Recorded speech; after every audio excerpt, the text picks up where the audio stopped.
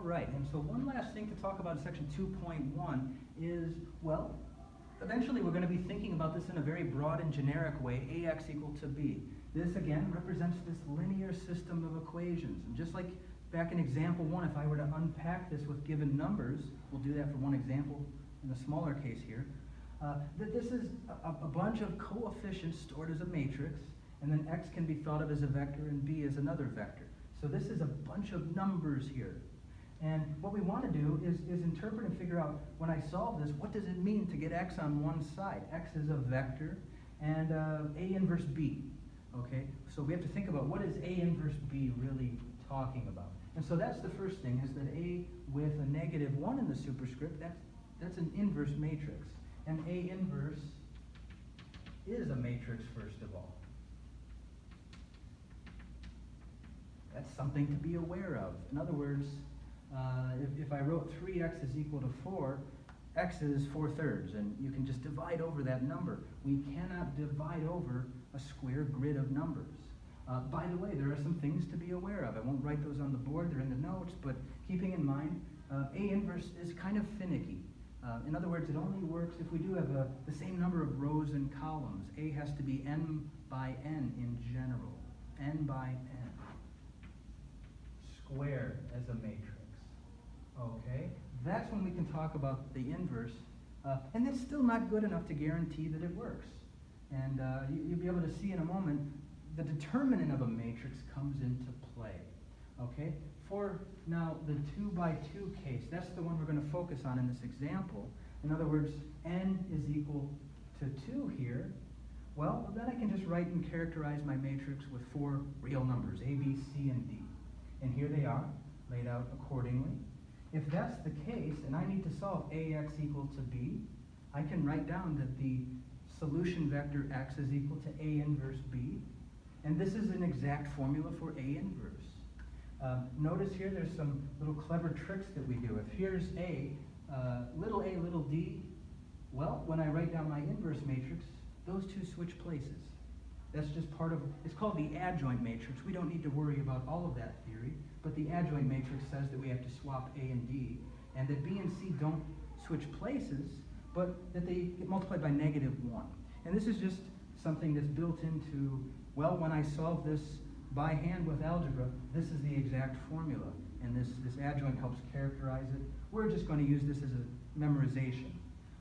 This set of bars denotes what's called the determinant of a matrix.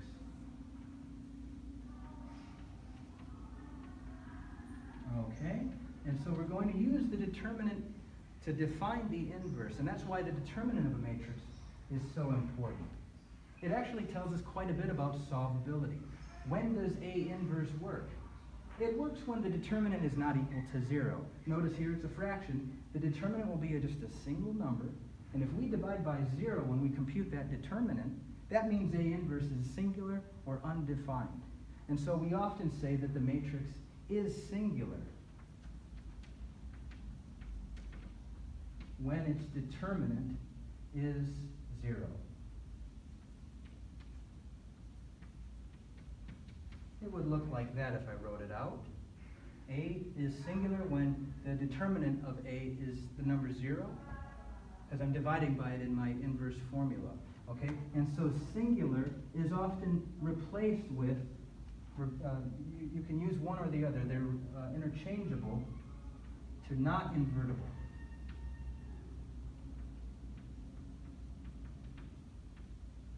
Okay? They mean the same thing. Okay? So we like dealing with what are called non-singular matrices, which are invertible.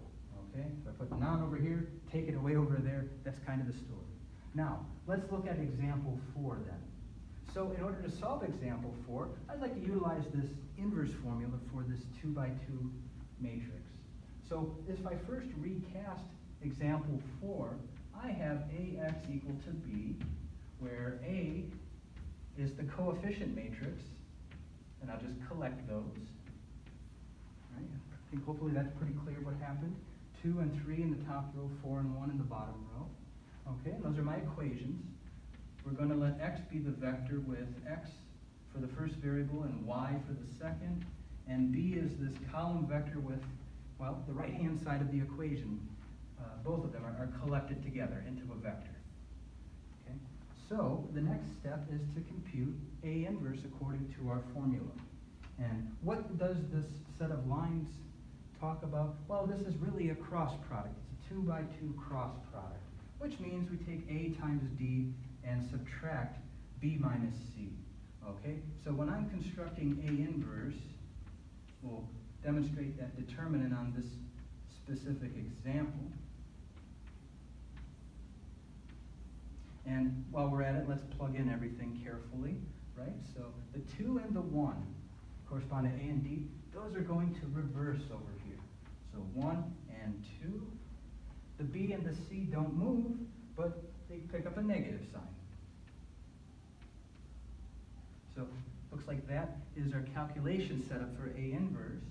And the last thing to do is to compute what is this thing in the denominator. I hope it's not 0. If it's 0, this problem isn't going to go very well. But it's not. It's going to be what?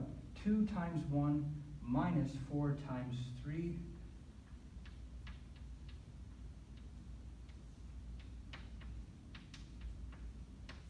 Okay?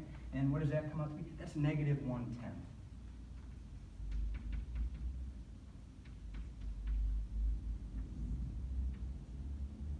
Whoops. Okay. 1 minus 4 minus 3 and 2. And I was bad camera etiquette, standing in front of my own calculation. But this is A inverse.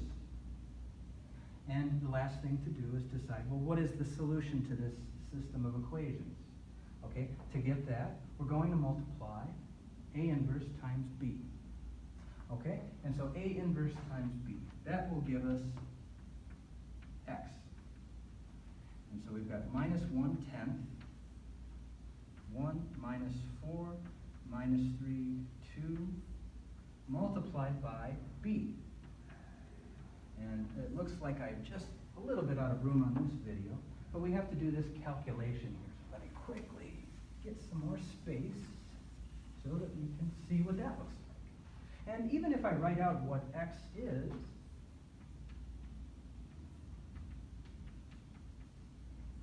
okay, let me just copy it over first.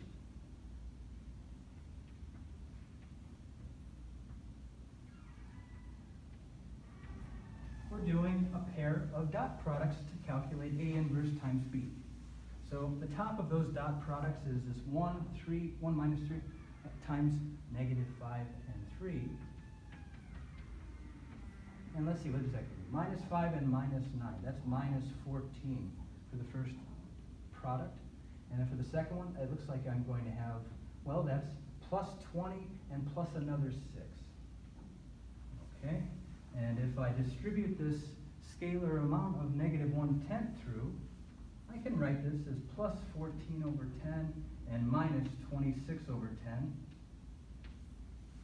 And how can we extract all of that?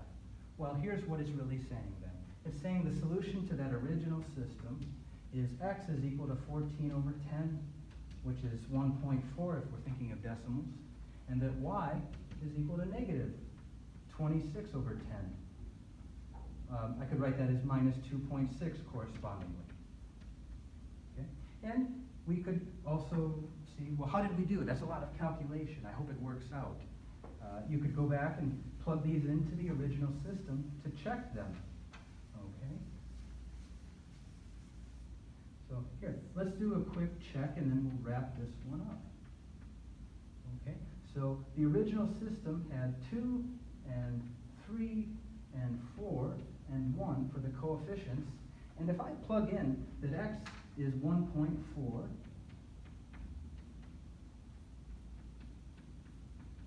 and that y is negative 2.6.